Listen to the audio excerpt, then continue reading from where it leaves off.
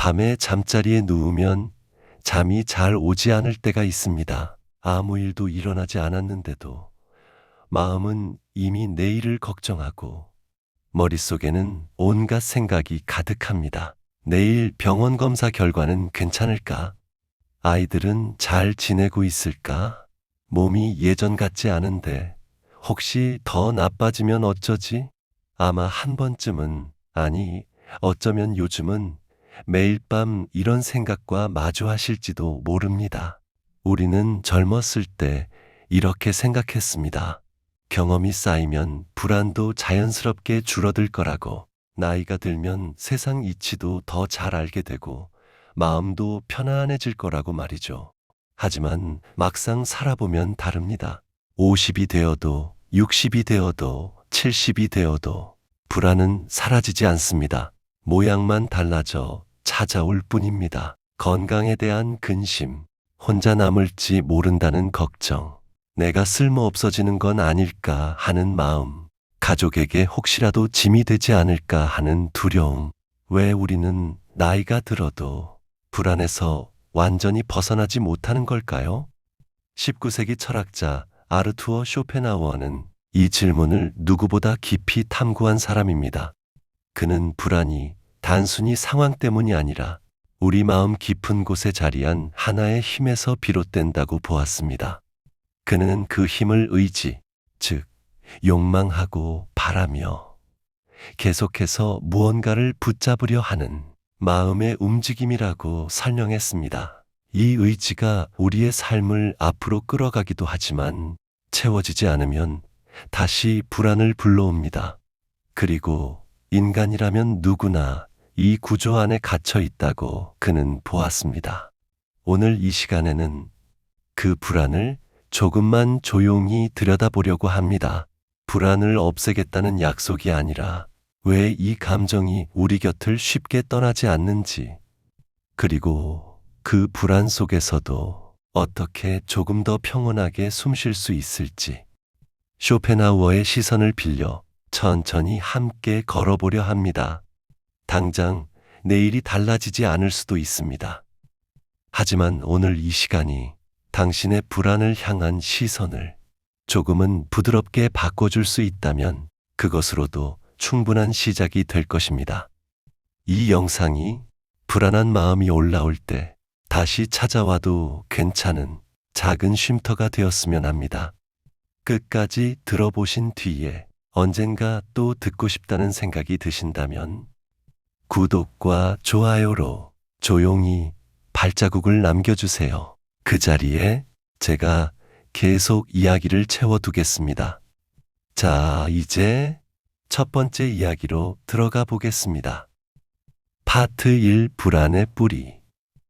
쇼펜하우어는 사람의 마음 깊은 곳에는 의지라는 힘이 자리한다고 보았습니다. 이 의지는 끊임없이 무언가를 원합니다.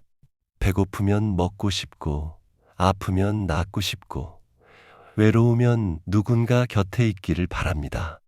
이런 바람은 매우 자연스러운 일입니다. 하지만 문제가 하나 있습니다. 의지는 결코 만족하지 않는다는 것입니다. 무엇인가를 얻으면 잠시 편해지는 듯하지만 곧바로 또 다른 욕망이 찾아옵니다. 배를 채우면 건강이 걱정되고, 건강이 나아지면 관계가 불안해지고, 관계가 안정되면 미래가 불투명해 보입니다. 이렇게 마음은 쉼없이 새로운 대상을 향해 움직이고 그 과정에서 우리는 불안을 느낍니다.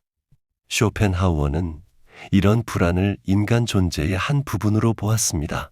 살아있다는 것 자체가 원하고 기대하고 바라는 상태이기 때문에 그 마음의 움직임이 멈추지 않는다는 뜻입니다. 지게 원하는 순간 우리는 결핍을 느끼고 결핍은 자연스럽게 고통을 만듭니다. 그래서 그는 삶은 고통 그 자체다라고 표현했습니다. 비관이 아니라 인간 마음의 구조를 설명하려는 말이었습니다. 시니어 세대에게 불안은 더욱 다양한 모습으로 찾아옵니다. 건강에 대한 불안이 있습니다. 몸은 예전 같지 않고 작은 증상도 크게 느껴집니다. 검사 결과를 기다리는 시간은 길게만 느껴지고 나이 드니까 그렇죠 라는 말은 위로가 되지 않습니다. 지금의 불편함이 계속될까봐 혹은 더 나빠질까봐 마음이 무거워집니다. 관계에 대한 불안도 있습니다. 아이들은 바쁘고 연락은 짧고 빠르게 끝납니다. 괜찮아. 나 잘 지내라고 말하지만 속은 허전합니다. 친구들도 예전처럼 자주 만나기 어렵습니다. 건강 때문일 수도 있고, 거리가 멀어졌을 수도 있고, 때론 시간이 우리 곁에서 데리고 가기도 합니다. 노후에 대한 불안은 더욱 큽니다. 수입은 줄고, 지출은 늘고, 예상치 못한 병원비라도 생기면 감당이 쉽지 않습니다. 요양원이나 간병 문제가 눈앞에 다가오면 과연 나는 어떻게 지낼 수 있을까 하는 마음이 들고 무엇보다 자식에게 짐이 되고 싶지 않은 마음이 깊습니다.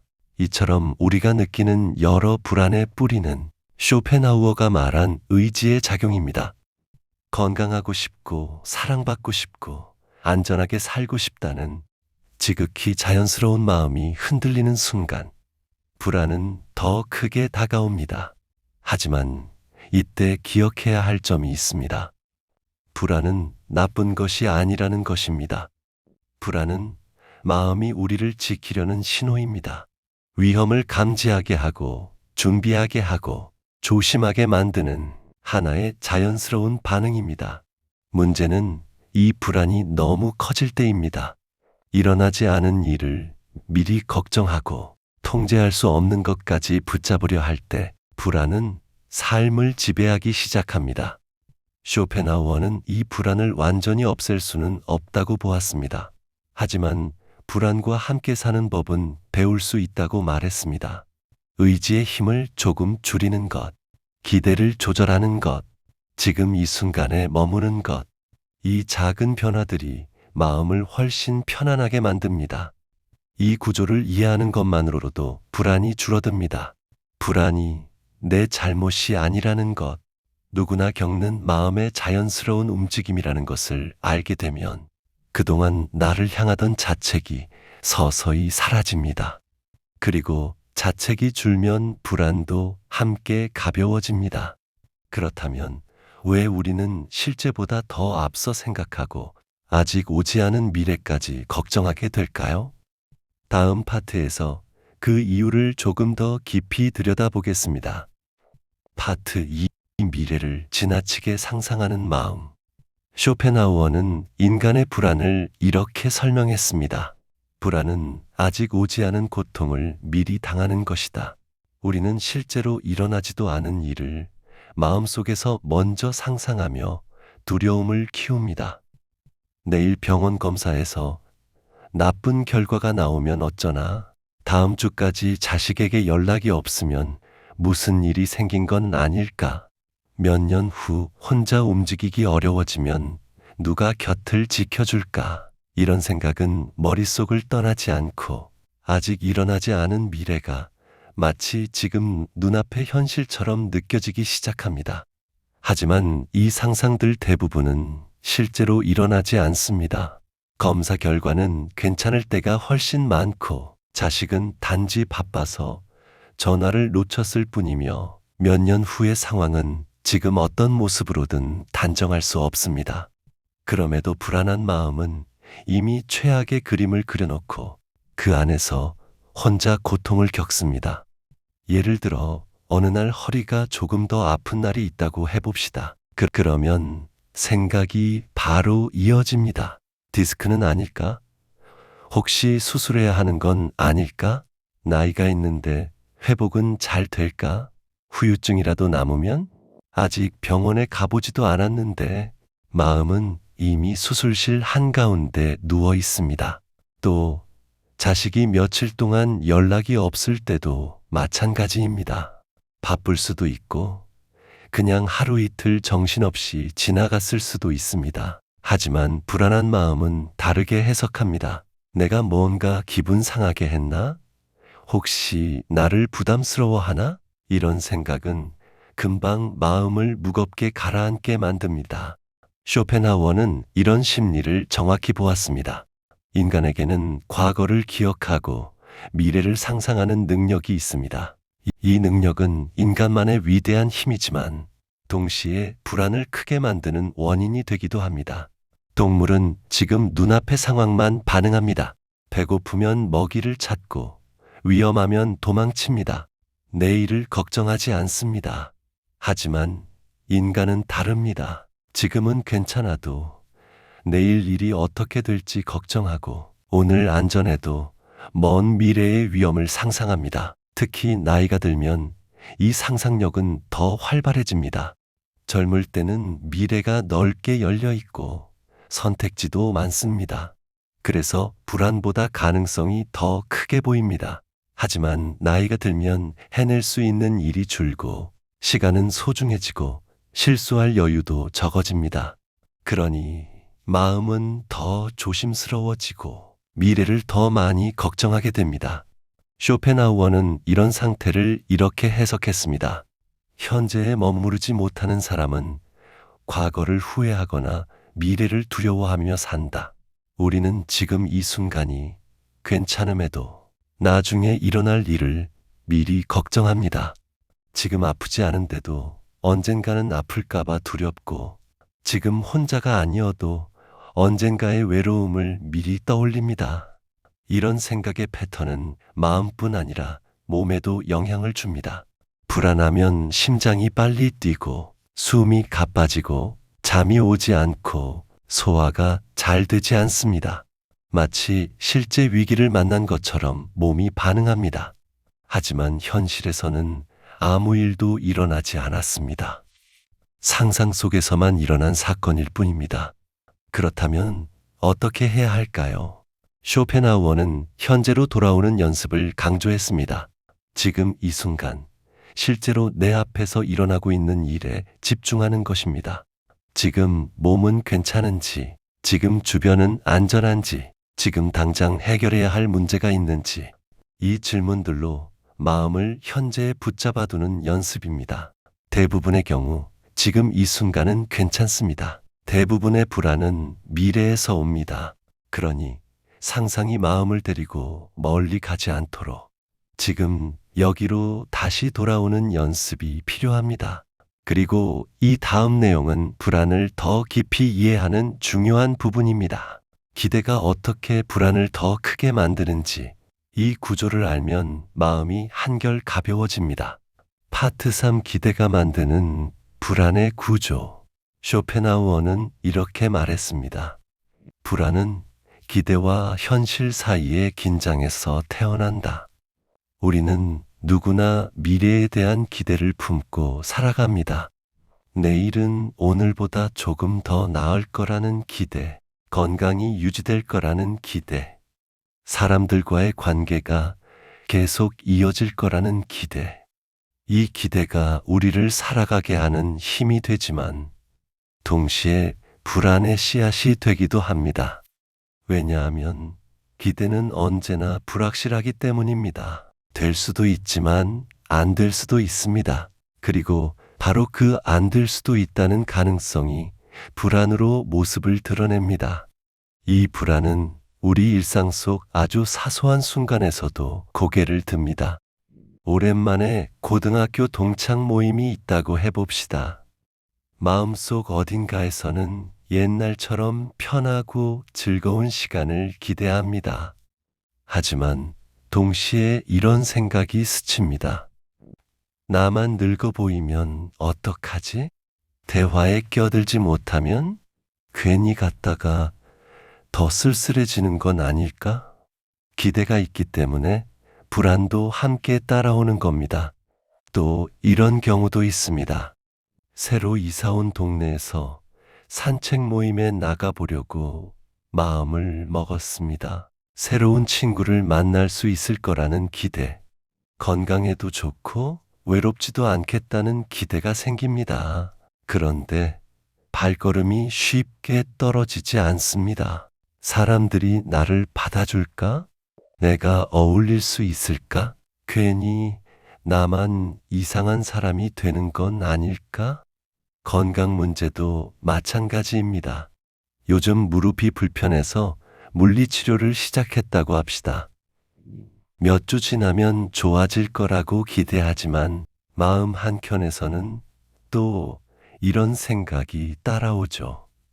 만약 안 나으면, 이대로 평생 불편하면 어떡하지? 혹시 더 나빠지는 건 아닐까? 쇼펜하우어는 이런 마음을 인간의 근본적인 딜레마라고 보았습니다. 기대 없이 살 수는 없지만 기대가 있을수록 불안도 자라납니다. 그리고 나이가 들수록 기대의 성격이 달라집니다. 젊을 땐 기대가 희망을 향해 있습니다. 더 좋아질 거야. 이룰 수 있어. 하지만 나이가 들면 기대는 이렇게 바뀝니다. 악화되지 않기를, 잃지 않기를, 변하지 않기를, 희망보다 두려움을 피하려는 기대가 커지는 것입니다. 예를 들어 통장을 열어볼 때 우리는 이렇게 생각합니다. 이 돈이 줄지 않기를. 새로운 걸 얻으려는 기대가 아니라 잃지 않으려는 기대죠. 그래서 불안이 더 크게 찾아옵니다. 사람도 마찬가지입니다. 배우자, 오래된 친구에게 우리는 이렇게 기대합니다. 아프지 않기를, 갑자기 떠나지 않기를. 하지만 나이가 들면 주변 사람들이 하나 둘 떠납니다. 그래서 불안은 더 깊어집니다. 쇼펜하우어는 이렇게도 말했습니다. 기대는 미래를 인질로 잡아 현재를 불안하게 만든다. 지금 이 순간은 괜찮습니다.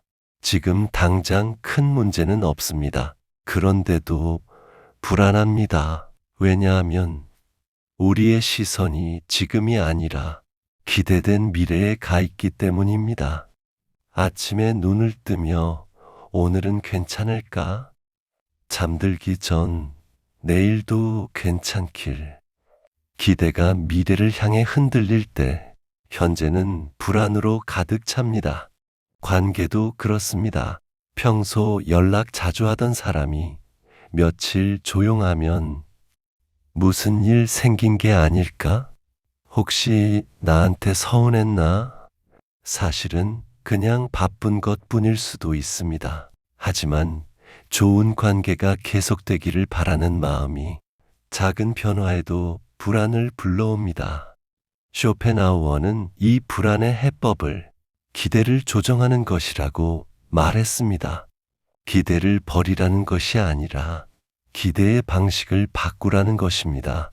반드시 이래야 한다는 기대 대신 이럴 수도 있고 아닐 수도 있다. 절대 나빠지면 안 된다는 기대 대신 나빠질 수도 있지만 그때 가서 대응하면 된다. 이것은 포기가 아니라 현실을 더 정확하게 바라보는 태도입니다. 미래는 누구도 통제할 수 없습니다. 이를 인정하는 순간 기대는 부드러워지고 불안도 조금씩 내려앉습니다.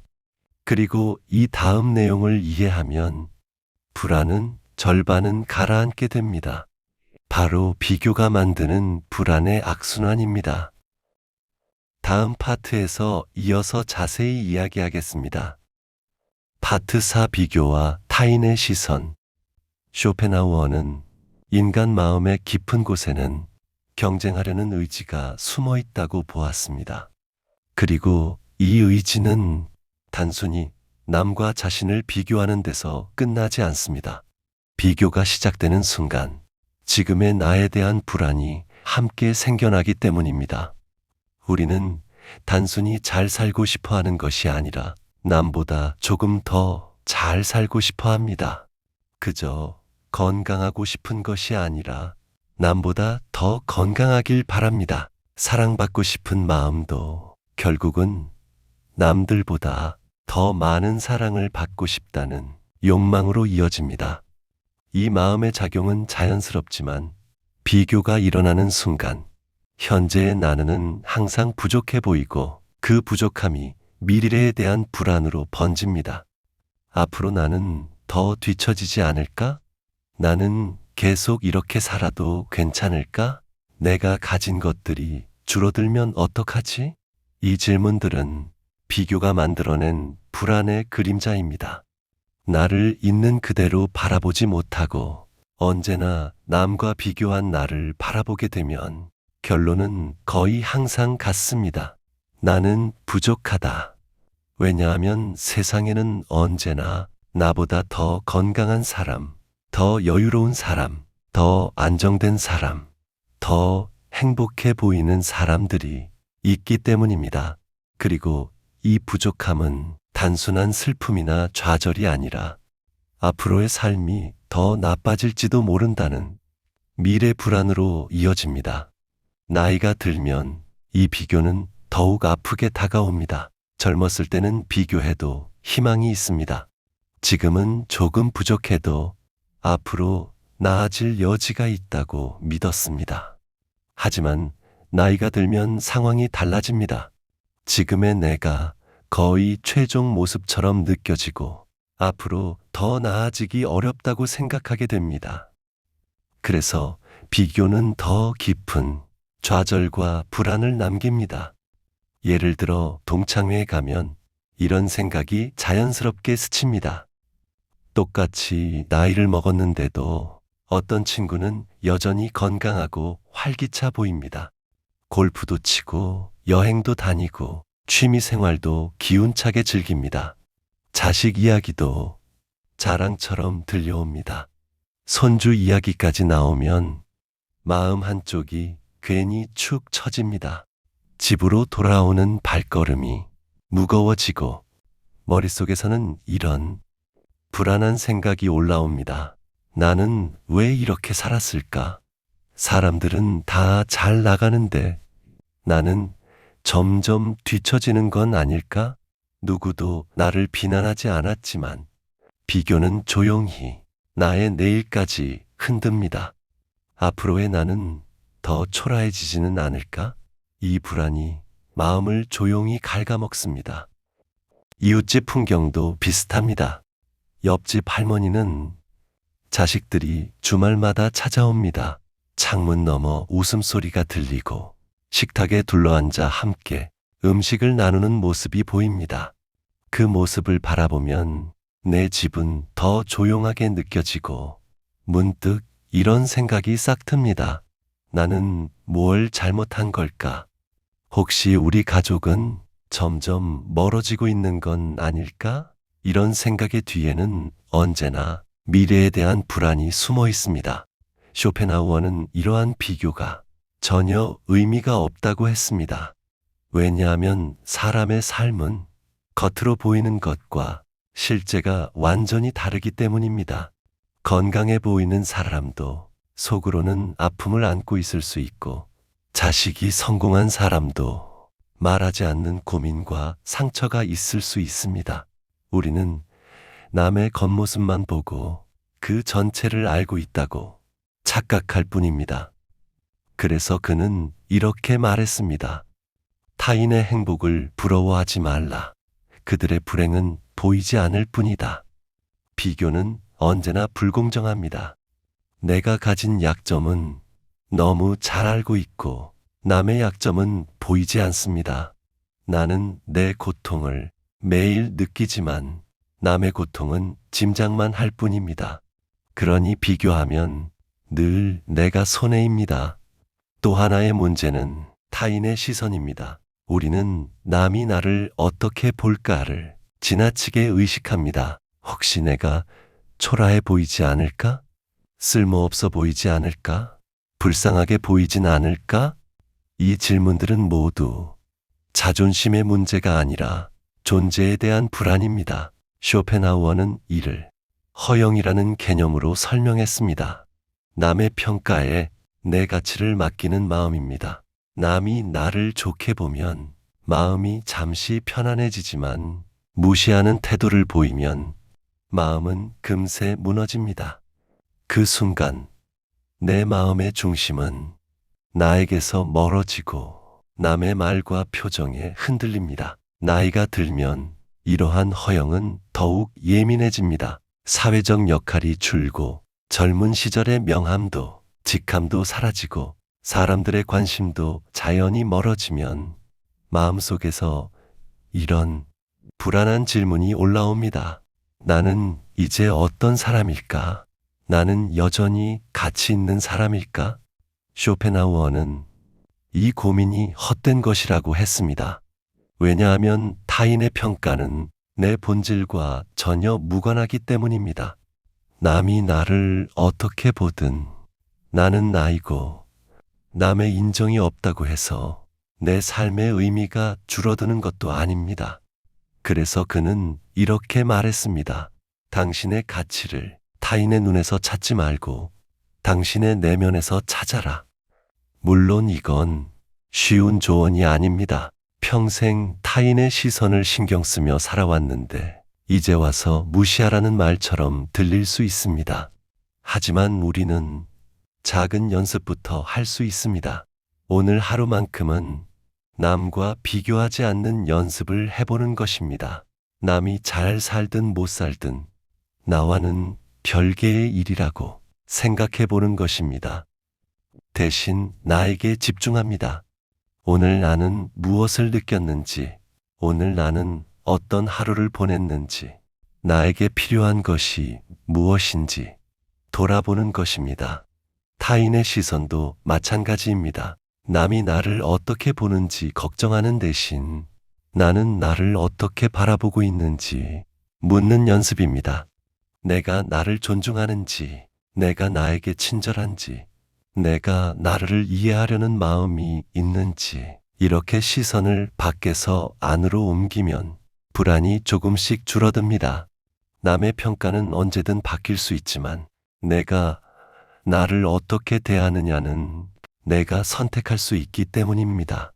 그렇다면 우리는 어떤 생각, 습관 때문에 불안을 더 키우게 될까요? 이제 다음 파트에서 그 구체적인 5가지 습관을 살펴보겠습니다. 파트 5. 불안을 키우는 생각, 습관 5가지. 우리는 무의식적으로 불안을 키우는 생각 습관을 가지고 있습니다. 이 습관들을 알아차리는 것만으로도 불안은 줄어듭니다. 하나씩 살펴보겠습니다. 첫 번째, 걱정 증폭입니다. 작은 불편함을 큰 재앙으로 키워 생각하는 습관입니다. 가슴이 조금 답답하면 마음은 곧바로 최악을 떠올립니다. 심장 문제인가? 응급실 가야 하나? 실제로는 소화불량이거나 일시적인 스트레스일 수 있습니다. 하지만 불안은 작은 가능성도 크게 확대합니다. 자식이 전화를 안 받는 상황도 그렇습니다. 한 번이면 괜찮지만 2번, 3번 안 받으면 금세 마음이 흔들립니다. 무슨 일 있는 거 아니야? 어디서 사고 난 건 아니겠지? 실제로는 회의 중이거나 운전 중인데도 머릿속에서는 이미 비극적 장면이 만들어집니다. 쇼펜하우어는 말했습니다. 우리가 걱정하는 일의 대부분은 일어나지 않는다. 연구에 따르면 걱정의 85%는 현실이 되지 않습니다. 그리고 나머지 15%도 우리가 상상한 만큼 나쁘지 않은 경우가 많습니다. 그래서 걱정이 시작될 때 이렇게 물어볼 필요가 있습니다. 이게 사실인가? 아니면 내가 상상한 것인가? 대부분은 상상입니다. 2번째, 지나친 예측입니다. 아직 오지 않은 미래를 이미 결정해 놓고 불안해하는 습관입니다. 병이 더 심해지면 어쩌지? 나중에 요양원 가면 외롭겠지. 돈이 부족하면 자식에게 짐이 될 거야. 하지만 미래는 아직 아무도 모릅니다. 가능성은 여러 방향으로 열려 있습니다. 쇼펜하우어는 말했습니다. 미래를 걱정하는 것은 그림자와 싸우는 것이다. 그림자는 실체가 없습니다. 막연한 불안도 마찬가지입니다. 준비는 필요하지만 막연한 걱정은 준비가 아니라 소모입니다. 준비는 현실적이고 구체적이지만 걱정은 반복될 뿐입니다. 3번째, 자기 비난입니다. 뭐든 자신 탓으로 돌리는 습관입니다. 내가 잘못해서 이렇게 됐지. 내가 부족하니까 이런 일이 생긴 거야. 예를 들어 자식과 거리가 생기면 마음은 먼저 자신을 향해 화살을 돌립니다. 하지만 관계는 둘이 만드는 것입니다. 자식에게도 사정이 있고 시대의 흐름도 변했습니다. 모든 책임을 한 사람이 다 떠안을 필요는 없습니다. 건강 문제도 마찬가지입니다. 유전, 환경, 체질, 운, 여러 요소가 함께 작용합니다. 모든 것을 내 탓으로 돌리면 마음만 더 무거워집니다. 쇼펜하우어는 말했습니다. 자기 비난은 가장 불필요한 고통이다. 반성은 도움이 되지만 자책은 나를 갉아먹습니다. 반성은 행동을 바꾸지만 자책은 아무것도 바꾸지 못합니다. 네 번째, 타인의 기대에 사로잡히는 것입니다. 자식이 보기 원하는 부모, 친구들이 기대하는 모습, 사회가 바라는 노년의 이미지. 우리는 그 기대에 맞추려고 애씁니다. 가기 싫은 모임에 억지로 나가고 하고 싶지 않은 일을 습관처럼 합니다. 왜냐하면 이상하게 볼까봐, 무시당할까봐, 고집 센 사람처럼 보일까봐 걱정하기 때문입니다. 하지만 쇼펜하우어는 단호했습니다. 남의 기대를 사는 인생보다 불행한 것은 없다. 내 삶의 주인은 나입니다. 남의 기대는 참고할 수 있지만 그 기대대로 살아야 할 의무는 없습니다. 타인의 기대에 맞추면 늘 불안합니다. 기대에 미치지 못하면 실망시킬까 두렵고 그 불안은 나를 계속 소모시킵니다. 다섯 번째, 반복 반추입니다. 같은 걱정을 계속 되풀이하는 습관입니다. 한번 불안이 자리를 잡으면 머릿속에서 도망갈 곳이 없습니다. 검사 결과가 나오기 전인데도 결과가 나빴을 때의 상황만 수십 번 그려보고 이미 지나간 말 한마디를 며칠 동안 반복해서 후회하고 혼잣말로 스스로를 괴롭힙니다. 쇼펜하우어는 말했습니다. 행동으로 이어지지 않는 생각은 독이 된다. 반추는 해결이 아니라 소모입니다. 사건은 그대로인데 머릿속에서만 계속 커집니다. 이 5가지 생각 습관을 알아차리는 것이 첫걸음입니다. 내가 지금 걱정을 부풀리고 있는가? 오지 않은 미래를 미리 불안해하고 있는가? 이유 없이 나를 비난하고 있지는 않은가? 타인의 기대에 끌려다니고 있는가? 같은 걱정을 반복해서 되씹고 있는가? 이 질문을 스스로에게 던지는 순간 불안의 속도가 서서히 느려집니다. 그동안 자동으로 흘렀던 생각에 제동이 걸립니다.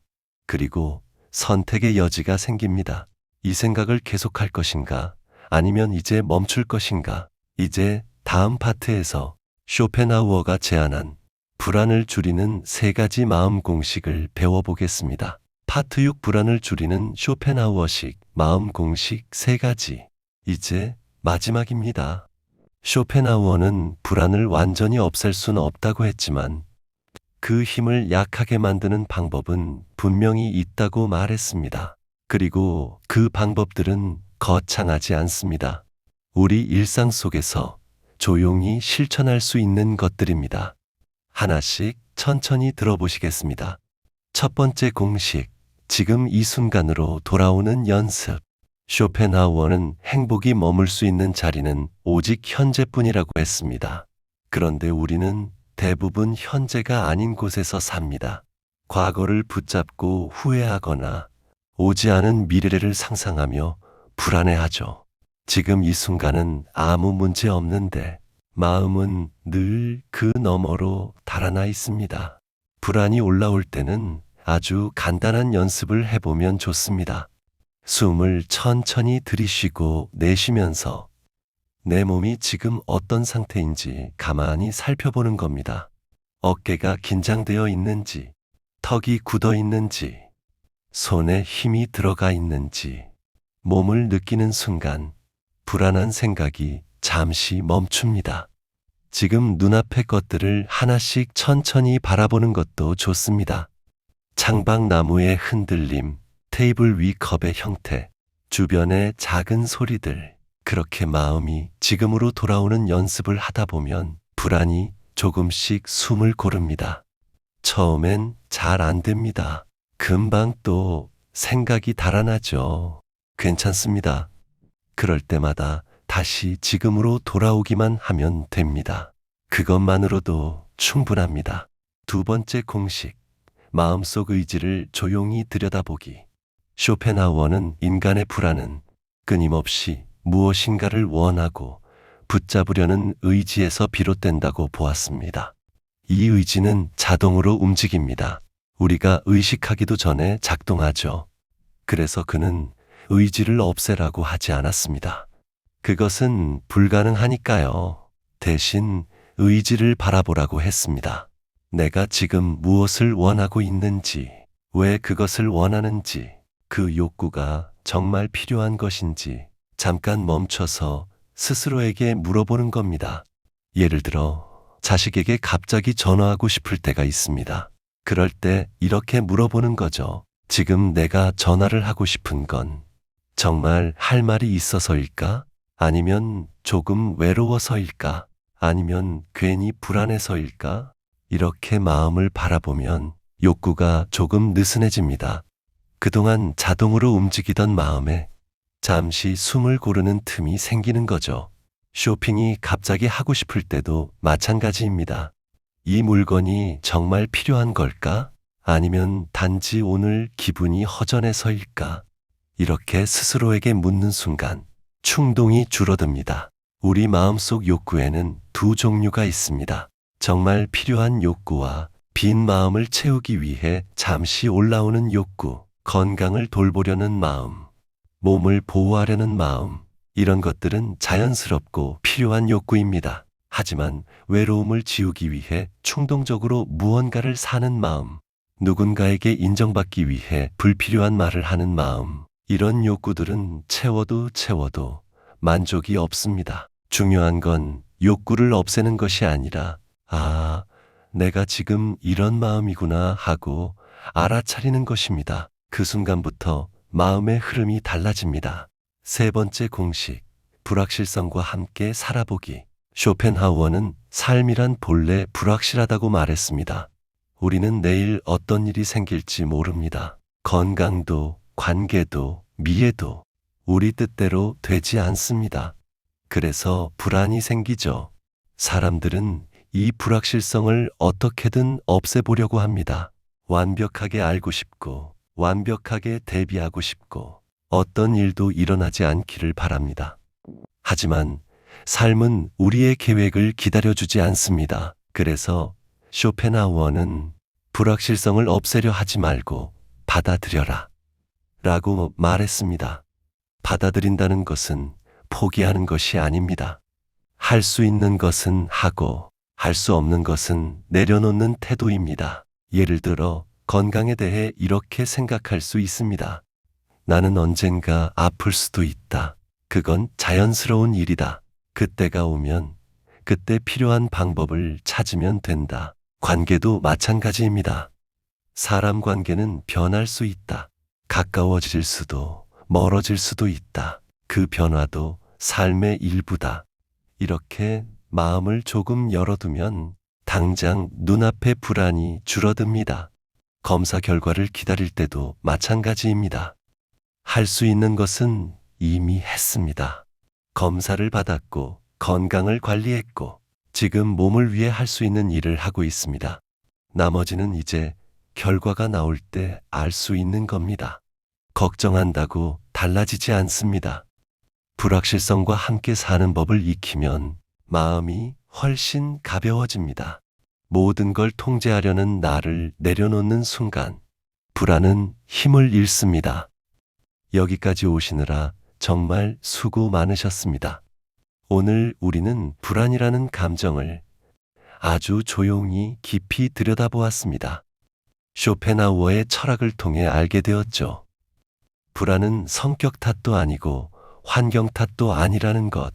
인간이라면 누구나 가진 의지라는 마음의 힘에서 비롯된다는 것. 무언가를 원하기 때문에 그 원하는 것이 온전히 채워지지 않기 때문에 우리는 불안을 느낍니다. 우리는 또 하나 배웠습니다. 미래를 너무 많이 상상할수록 그 상상이 결국 우리를 괴롭힌다는 것을요. 아직 오지도 않은 일을 미리 끌어와 가장 나쁜 장면을 만들어내는 마음. 그 마음이 불안을 키웁니다. 그런데 실제로는 우리가 걱정하는 대부분은 현실이 되지 않는다는 사실도요. 기대가 불안을 만든다는 것도 살펴봤습니다. 예전의 나, 이상적인 나, 남들이 바라보는 나, 그 기대들이 지금의 나와 부딪히며 조용한 고통을 만들어냅니다. 그리고 비교와 타인의 시선, 남과 비교하면 언제나 내가 부족해 보이고 타인의 눈에 나를 맞추려 하면 내 중심을 잃게 됩니다. 나이가 들수록 이 두 가지는 더 깊은 불안으로 다가오죠. 오늘 우리는 불안을 키우는 5가지 습관도 함께 살펴봤습니다. 걱정 증폭, 지나친 예측, 자기 비난, 타인의 기대, 반복, 반추. 이 습관들을 알아차리는 것만으로도 불안은 조금씩 힘을 잃기 시작합니다. 그리고 마지막으로 쇼펜하우어가 말한 3가지 마음 공식도 배웠습니다. 현재에 머무르는 연습, 자신의 의지를 지켜보는 연습, 그리고 불확실성을 받아들이는 용기. 이 3가지는 특별한 능력이 필요한 것이 아니라 지금 이 자리에서 오늘 하루 동안 조용히 시도해 볼 수 있는 것들입니다. 여기서 제가 꼭 드리고 싶은 말이 있습니다. 당신의 불안은 잘못이 아닙니다. 불안은 마음이 나를 보호하려고 보내는 신호입니다. 위험을 피하게 하고 대비하게 만들고 조심하도록 도와주는 마음의 기능입니다. 불안이 문제인 게 아니라 그 불안이 너무 커졌을 때만 우리가 힘들어지는 겁니다. 나이가 들면 불안의 모습은 달라집니다.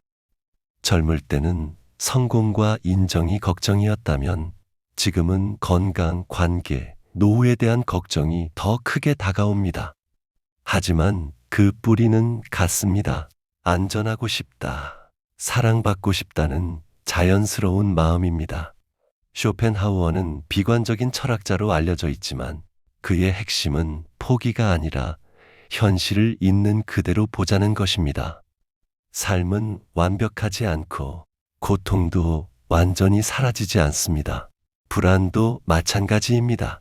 하지만 그 안에서도 평온을 찾는 법은 배울 수 있습니다.